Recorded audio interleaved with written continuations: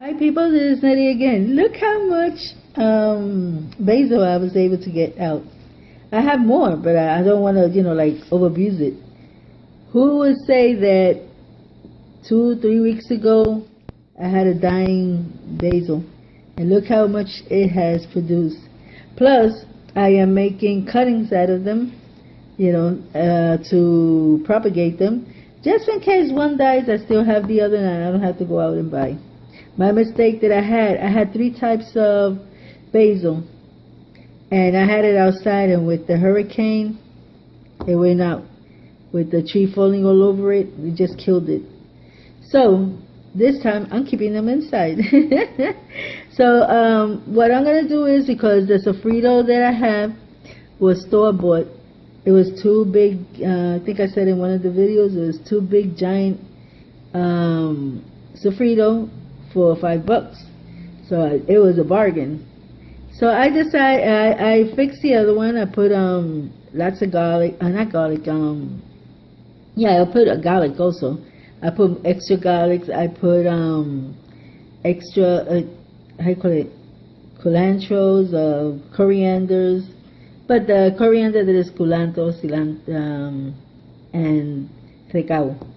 People tell me this is the same thing. No, they're cousins. Like what they call cousins. They're not the same thing. The culantro the leaves are very big. They're very strong. They're very thick. The recao is smaller, and the leaves are paperweight-like. It's not as thick as the other one. And they die faster.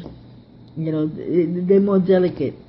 So there is a difference. I did the study on it, and I noticed that. So, saying this, look how gorgeous. I'm going to go out and get some recao. And also I want to show you, look, this. Yes, this is a, I don't want you to see the food over there. Okay, this is a thing that you put a stand for to put the cellular. I don't know how to mess it with it, but it is hard to bend this thing. So I don't know how I'm going to do it.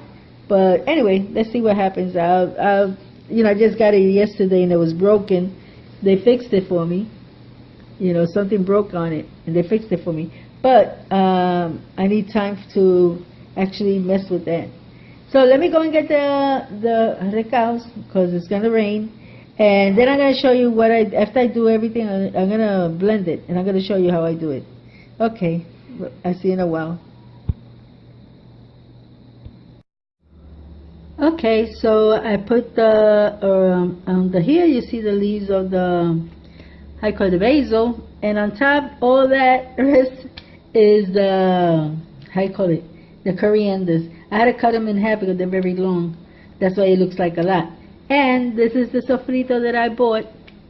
That is not homemade. You just buy them in the store. But I decided to, how you call it, to do this extra thing. That's just what I do. When I have a special on sofrito, I take advantage of it. And then I just add my own personal seasoning. So let me go and blend it. I'm not gonna make the noise, have you throw that torch of the noise and all that. I'm just gonna blend it, and then you're gonna see how it looks. So we'll see each other in a few minutes. Okay, so now this is sofrito. It looks a little darker, and it smells awesome. You can smell the how you call it, the corianders. You can smell the basil in there. It is awesome. Now I'm gonna clean around it, because when you try to put it in, my hands it's not stable. That's why I put this under it.